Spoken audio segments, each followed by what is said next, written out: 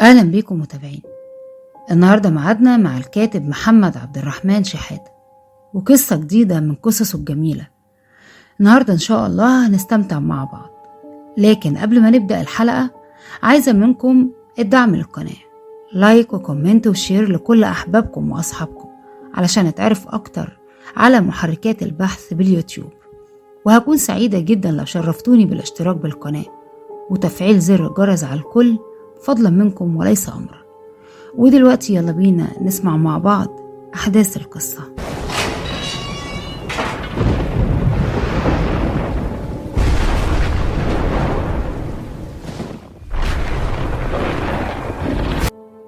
طلبنا 2 قهوة وقعدنا في الكافيتيريا عشان الموضوع هيطول معانا. على طول كريم كان دايما بيتكلم معايا في الأيام الأخيرة كتير عن برهوت، وكان دايما بيسألني: انت ايه رأيك في الحكايات اللي بتتقال عن البير يا عصام؟ عشان انا عارف دماغ كريم حبيت ادخل ليه من النقطة اللي عارف انه هيعلق عليها. اولا يا صاحبي، موضوع البير ملوش علاقة بالأديان، يعني حديث أرواح المؤمنين بالإيجابية وأرواح الكفار ببئر برهوت مشكوك في صحته، والحديث الصحيح اللي ورد عن البير إنه شر ماء على وجه الأرض بتشرب منه الوحوش والهوام. لكن اتفاجئت إن كريم بيتكلم في ناحية تانية خالص، وعرفت ده لما قال: يا عصام، أنا بتكلم في الأحداث الغريبة اللي بتحصل في البير والحكايات اللي فيه ناس شهدت إنها حصلت. من يومين بس كان كريم بيحكي عن قصة قرأها عن الحكايات اللي حوالين البير، عن ان في شخص نزل البير عشان يستكشف الناس اللي معاه، ربطوه بالحبل عشان ينزل البير، لكن بعد ما نزل بدايق كان بيصرخ، طلب من الناس انهم يصحبوه. والمنظر كان مرعب، ان بعد ما خرج من البير كان نصه اللي تحت مش موجود. كل معلوماتي عن البير ما كانتش تتعدى المعلومات العادية اللي الناس تعرفها، انه بير ريحته منتنة الكل بيخاف منه، معلومات بتقول انه سجن المتمردين من الجن، ومعلومات تانية بتقول انه بيسكنوا الجن عموما من غير ما تكون سجن ولا حاجة. عشان كده قلت لكريم: الموضوع هيدخل في جدال بيني وبينك، انت هتعارض افكاري وانا عندي فكرة واحدة بس عن البير. ايه هي الفكرة دي؟ ليه البير ده ما تكونش بوابة لعالم خفي مثلا، أو يكون في سر ممكن ينكشف في يوم من الأيام بيخليه تظهر لينا بالشكل اللي بنشوفه ده، ويحصل فيه الغوامض اللي الناس بتقول إنها حصلت. ردي ما كانش عليه رد فعل من كريم غير إنه قال: ممكن، ليه لأ، كل شيء جايز. كوباية الشاي قدامي كانت لسه سخنة، البخار طالع منها على وشي، أصلي بحب ريحة الشاي أبو نعناع. وأنا قاعد منتظر الليل يدخل، اللاب كان مفتوح كالعادة. أنا بقيت بنتظر ظهور صفحة الموقع كل ليلة، بقى حاجة كده عاملة زي الإدمان. كنت بضحك على حواري مع كريم، أنا كنت بطمع إن الموقع ياخدني لعوالم تانية غير الأماكن اللي الناس بتهري عنها. ما هو أي حد مكاني هيبقى عنده نفس الشغف ده. امتلاكك لوسيلة خارقة زي الموقع الأسود سبب كافي لأنك تبقى طماع. يا دوب النهار بدأ يروح والليل بدأ يظهر في السماء. في اللحظة دي بدأت أسمع صوت رياح في الصحراء، معاه صوت نار بتطق كأن في خشب أو حطب بيتحرق. وكالعادة الكهرباء فصلت في اوضتي، الدنيا بتتهز من حواليا، شاشة اللاب بتترعش، انا حاسس ان في قوة بتسحبني من الأوضة. الجو خانقة والحرارة عالية، الهوا كان عامل زي صهد الفرن، لو زاد شوية ممكن يسبب حروق لأي حد. صحراء وجبال، لكن في 4 أشخاص هنا بيجمعوا الحطب من كل مكان، وبيجمعوه بالقرب من باب مغارة. وبعدين بيولعوا فيه لغاية ما يتفحم. بعد كده بيجمعوا الحطب اللي اتفحم. وهاتف قال لي إن دي مهنة بعض الناس الفقراء هنا، بيبيعوا الفحم. أنا لسه في نفس المكان، بس هدومي اتغيرت، وهدوم الأربعة اللي في المكان كمان. من خبرتي اللي أخدتها من تعاملي مع الموقع عرفت إن الزمن اتغير. أنا في يوم تاني 3 من الأربعة قرروا إنهم يمشوا ويسيبوا أصغر واحد فيهم هو اللي يقوم بمهنة حرق الحطب في اليوم ده. بعد ما قال واحد منهم اللي هو تقريبا أكبرهم: يا سلوم، أنت اليوم بتفحم الحطب وبترجع على القرية. الحطب كان متكوم قرب باب المغارة. بدأ فعلا سلوم يولع فيه، لكن وهو بيولع سمع صوت خطوات بتقرب. قبل ما يتلفت يشوف مين سأل نفسه سؤال: هو مين في الوقت ده جاي هنا عند دابة النار؟ ما كنتش محتاج الموقع طبعا يفسر ليا معنى دابة النار. أنا فهمت إن المكان اللي بيحرقوا فيه الحطب قرب المغارة، أكيد هو ده تفسيرها. لكن أول ما اتلفت الرعب كان هيقتله.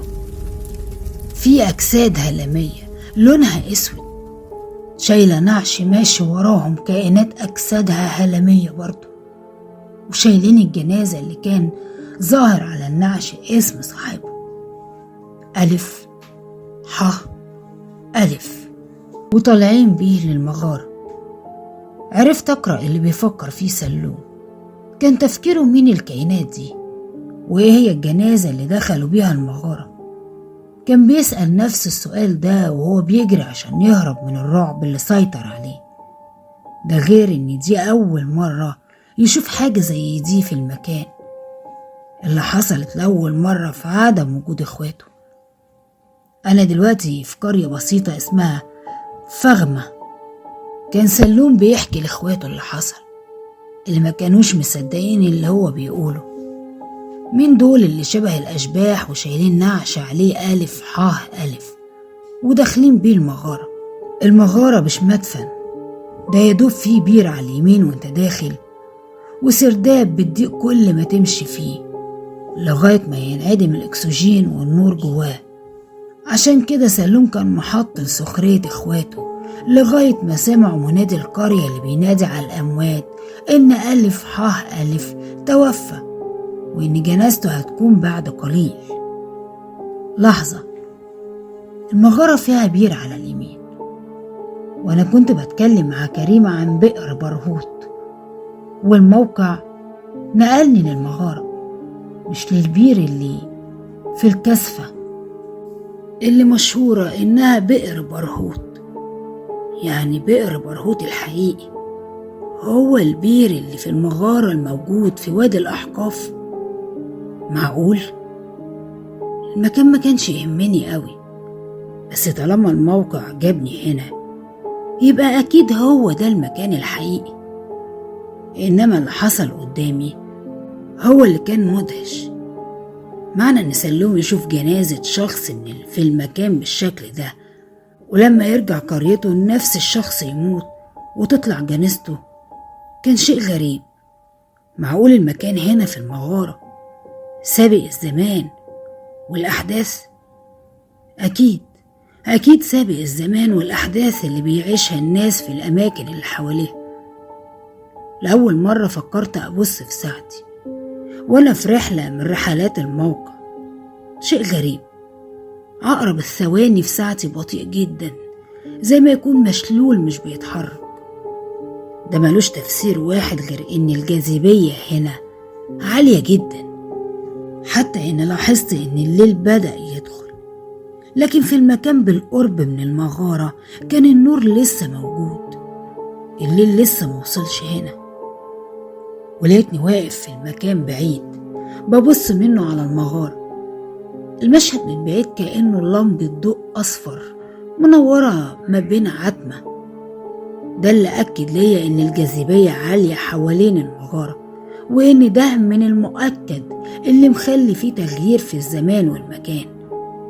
على حد علمي إن لما الزمن ما يكونش مستقر في مكان معين بيقدر ينقلك لفترة معينة من المستقبل أو الماضي، وإن الجاذبية لو اتركزت بشكل كبير في مكان ممكن توصل لأن الضوء نفسه ما يقدرش يفلت منه. عشان كده المكان حوالين المغارة كان باين من بعيد، باين زي ما يكون لمبة صفرة منورة بدأت تنطفي واحدة واحدة، دليل على إن الضوء ما كانش قادر يهرب من المكان بسهولة زي الأماكن اللي حواليه. أنا لسه واقف قدام المغارة بدأت أسمع حد بيهمس في ودني وبيقول: برهوت برهوت. الإحساس اللي كان واصلني إن ده تأكيد على إن دي مغارة برهوت، رغم إني لسه ما شفتش البير اللي جواها، بس عرفت إنه بئر برهوت. لكن اللي شغلني دلوقتي هو ليه المكان هنا أعطى سلوم صورة مسبقة عن جنازة هتحصل في قريته بعد ساعات قليلة، وكأنه بإمكانه إنه يتنبأ باللي هيحصل. أكيد المكان فيه سر غامض أو قوة غامضة، إيه اللي ممكن تتسبب فيه ده؟ رجعت لأوضتي، لكن تفكيري كان لسه هناك عند المغارة. كنت ببص لشاشة اللابتوب اللي ظهرت بلونها الأسود ومؤشرها بيتحرك مع حركة إيدي، واللي قبل ما تختفي أول ما النهار بدأ يشقشق كان ظاهر عليه كرسي يشبه كرسي الملوك، عليه كائن أنا ما قدرتش أعرف هو مين، لكن كان واضح من هيئته إنه كائن مرعب. هيئة الكائن المرعب اللي ظهرت قدامي مرحتش عن بالي. كنت بفكر إن الموقع هياخدني الرحلة التانية لنفس المكان. هو أصلا ما كشفش ليا سر المكان لغاية دلوقتي، ده غير إني من عادته لما يسيب ليا حاجة قبل ما يختفي معناها إن في تكملة للرحلة اللي كنت فيها.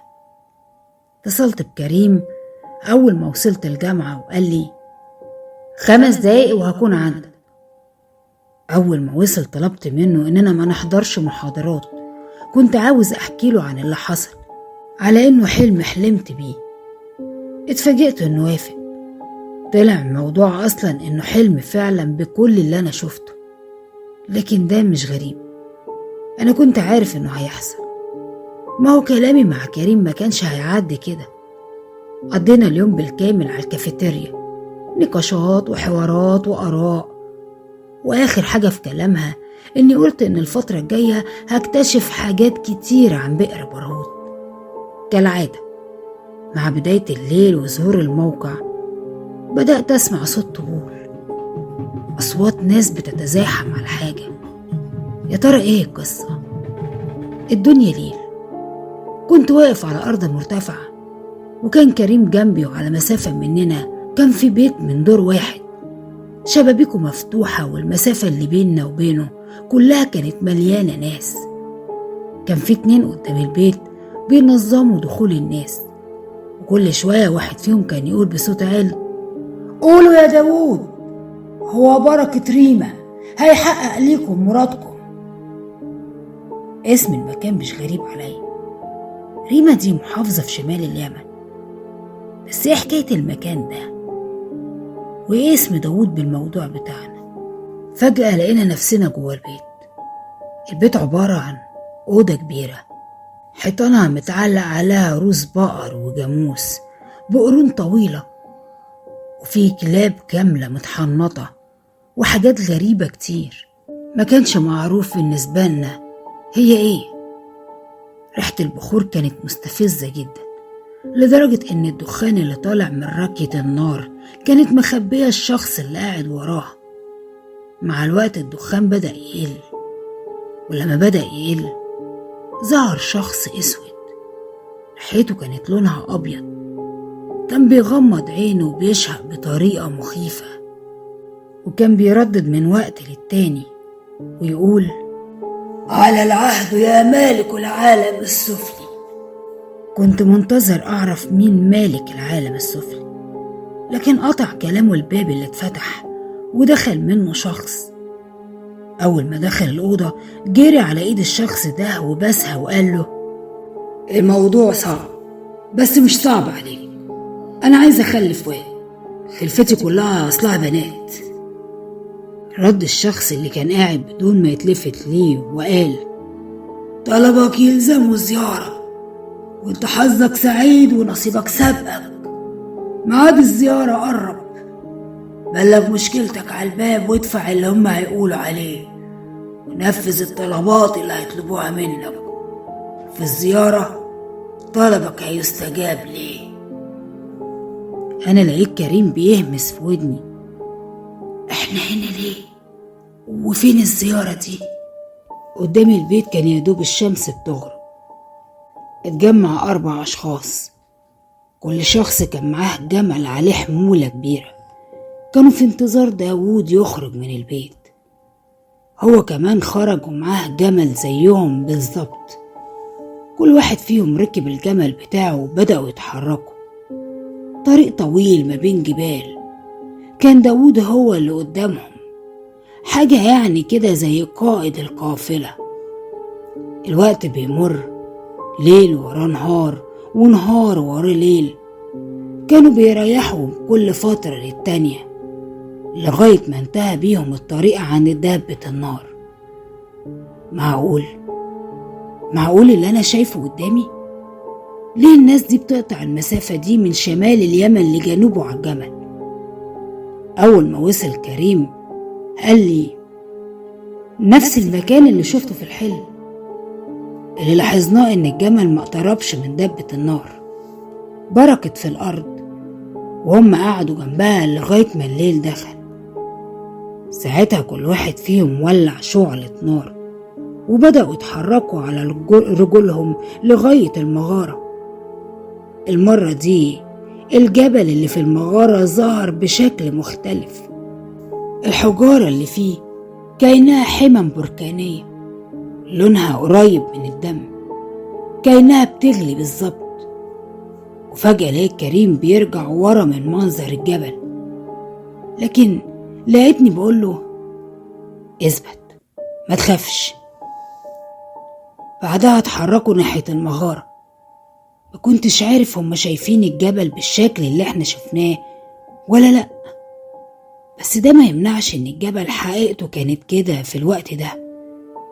أول ما دخلوا المغارة اتجهوا ناحية اليمين عند البير، وقفوا ما بين كل واحد فيهم والتاني مسافة متساوية. بعدها نزلوا على ركابهم في الأرض، كانوا بيشيلوا من التراب اللي في الأرض عند البير، كانوا بيمسحوا بإيديهم ووشهم، حاجة كده زي تيمم يعني، وكانوا بيتيمموا وبيقولوا جملة واحدة: على العهد يا مالك العالم السفلي. بعدها وقف داوود وقال: الليلة ميعاد الزيارة، الولاء والطاعة لملك العالم السفلي. إحساس جوايا خلاني أربط بين كلمة الليلة ميعاد الزيارة وبين شكل الجبل. بس يا ترى إيه الحدث اللي يخلي الجبل يظهر بالشكل ده؟ بعد كلام داوود خرجوا كلهم من عند البير، كملوا طريقهم جوه المغارة. لكن الغريب إننا كنا شايفين حاجات تقريبا هم مش شايفينها. كان في وحوش زي اللي ممكن تقرأ عنهم في الأساطير، وشوش مرعبة وقرون تيوس عملاقة، عيونهم لونها أحمر، عندهم أنياب بتنقط دم، رؤوسهم مليانة أفاعي وبتتحرك كمان. وعلى الرغم من إني كنت متأكد إننا مش متشافين، بس كنت مرعوب. لكن هما ماشيين عادي، دليل إن ده كله كان مخفي عنهم. في آخر المغارة ما كانش النفق ضيق زي العادة، بالعكس الطريق كان ماشي عادي خالص، مش ضيق في نهايته. كان في بوابة بدأت تتفتح واحدة واحدة كل ما كانوا بيقربوا منها. كان المنظر وراه زي الشكل اللي ظهر عليه الجبل من بره، حمم بركانية بلون الدم. دخلوا من البوابة واحنا كمان قربنا منهم سمعنا عندها أصوات كتير، صرخات، نهيق حمير، نباح كلاب. لكن حصلت حاجة غريبة. حاولنا نعدي من البوابة وندخل، لكن كانت في حاجة خفية بتمنعنا، ففهمت إننا ممنوعين من دخول المكان ده. أول مرة الموقع يمنعني من دخول مكان. بصراحة المكان كانت ريحته كريهة جدا، كأنها ريحة قبر واتفتح على جثة بتتحلل، وده في حد ذاته أكد ليا إن المكان ده اللي يدخله لازم يكون داخل لغرض مش كويس. ما كانش قدامنا غير إننا نقف عند البوابة ونشوف إيه اللي هيحصل. كانوا واقفين جنب بعض، لكن داوود كان في النص. سمعت صوت كريم وهو بيقول: إيه حكاية المكان ده؟ قبل ما أرد عليه لقينا المكان بيتزلزل. ساعتها سمعنا صوت داوود وهو بيقول: الصمت والخشوع في حضرة عرش ملك النمردة الناري. الاسم ده مش غريب علي. النمردة ده جمع نمرود، بس بيتقال في الغالب على المتمردين من الجن. يعني الزيارة دي علشان يقابلوا ملك المتمردين من الجن ويقدموا ليه الولاء والطاعة عشان يفضلوا معاهم خدام الجن اللي بيستخدموه في السحر اللي بيعملوه. في اللحظة دي قطع حبل أفكاري كرسي بيحرك من على الأرض، عليه كائن مرعب، نفس الكائن اللي ظهر لي على اللابتوب فوق صفحة الموقع. انتظرت أشوف إيه اللي هيحصل، واتفاجئنا إنهم بيسجدوا ليه، وكان صوتهم عالي وهما بيقولوا: على العهد يا مالك العالم السفلي. مع الوقت صوتهم بدأ يعلى جدا، كان بيتردد بشكل مخيف.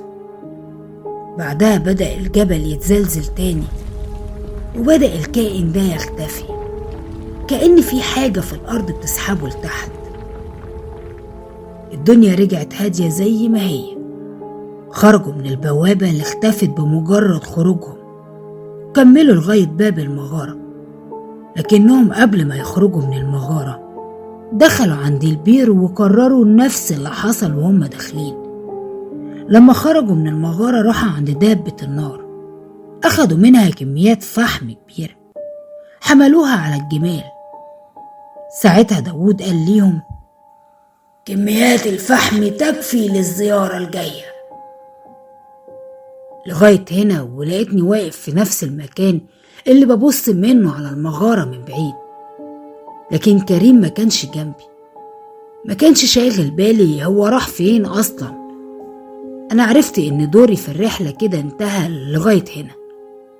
بدأت أجمع الخيوط في دماغي.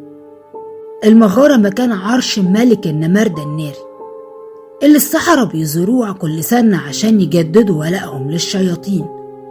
وفي الليلة دي المكان بيظهر بشكل مختلف، لأنه بيفتح بوابة العالم السفلي مش مسموح لغير السحرة إنهم يدخلوها.